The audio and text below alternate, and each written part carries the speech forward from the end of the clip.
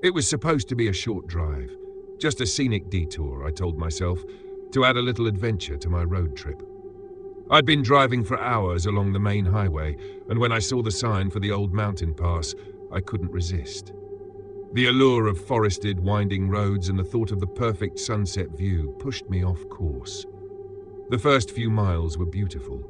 The autumn leaves blazed in deep reds and oranges, and the road was nearly empty.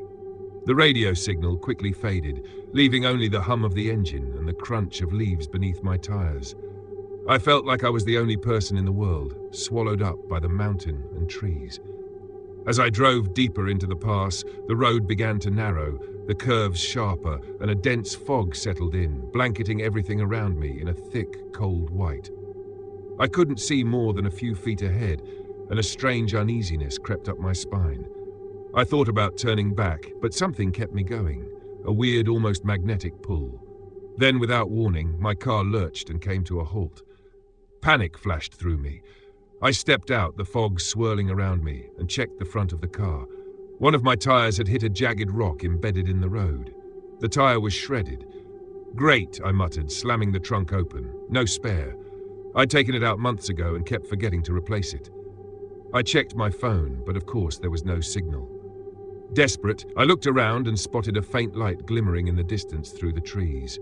It was the only sign of life I'd seen for miles. With no other options, I grabbed my jacket, locked the car, and headed toward the light. As I made my way through the trees, an eerie silence surrounded me.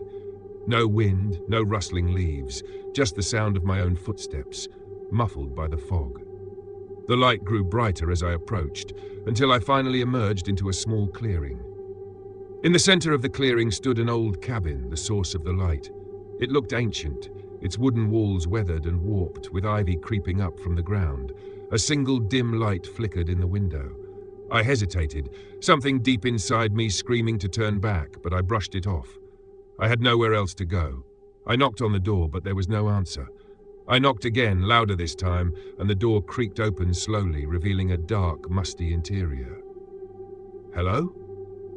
I called out, stepping inside. The air was thick, smelling of damp wood and something faintly metallic. The floorboards groaned under my weight as I moved further into the room. I saw a fireplace on the far wall, where embers glowed weakly, casting an orange light around the room. Then I noticed something strange. A series of photographs on the wall beside the fireplace. The faces were blurred, but there was something disturbingly familiar about them. I took a closer look, my skin prickling as I recognized my own face in one of the photos. And not just mine. There were dozens of other photos, each showing people with expressions frozen in horror, their eyes wide and desperate, as if they'd been captured at the very moment they realized they were trapped. I stumbled back, heart pounding, and that's when I heard it. A faint, dragging sound coming from behind me. I whipped around and froze.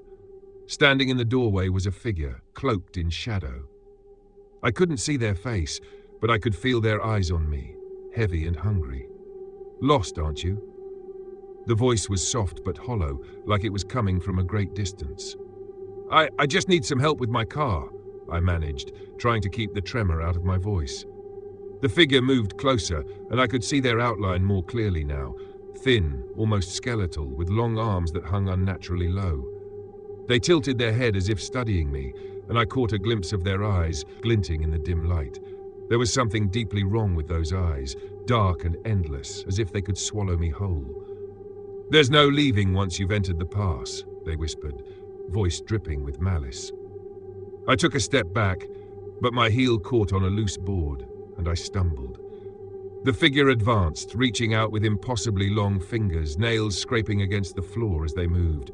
My mind screamed at me to run, but I felt paralyzed, rooted to the spot. Then, with a sudden surge of adrenaline, I broke free from the spell and bolted for the door. I heard the figure's footsteps behind me, faster and heavier now, almost inhuman. I didn't dare look back. I sprinted into the fog, my lungs burning, heart racing, until I saw the dim outline of my car in the distance.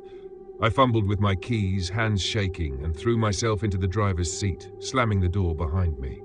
I glanced up and saw the figure standing at the edge of the fog, watching me with those horrible, empty eyes. They raised a hand and slowly dragged a finger across their throat in a menacing gesture. I twisted the key in the ignition, praying the engine would start. For a moment it sputtered and my heart sank. But then, with a roar, it came to life, and I peeled away from the cabin, tires screeching. The fog was thicker than ever, clinging to the car as if trying to hold me back. I pushed the pedal to the floor, desperate to escape, but the road seemed endless, twisting and turning with no end in sight. After what felt like an eternity, the fog began to thin, and I saw the glow of the highway up ahead. Relief washed over me as I sped toward it, leaving the mountain and its horrors behind. I didn't stop driving until I reached the nearest town. I stumbled into a diner, shaking, and tried to explain what had happened to the waitress. She listened patiently, nodding, but when I mentioned the old mountain pass, her face turned pale. "That road was closed years ago," she said quietly. "A fire swept through the area and burned down everything. There hasn't been anyone up there in decades." "But I was just there," I insisted. "I saw a cabin, a person." She shook her head. "People have been seeing things in those mountains for years. Some say it's haunted, that it traps those who wander too far. You're lucky you made it out." I didn't respond. I couldn't. Because as she spoke, I felt something cold brush against my shoulder, and in the diner window, reflected in the glass, I saw those same dark, empty eyes staring back at me.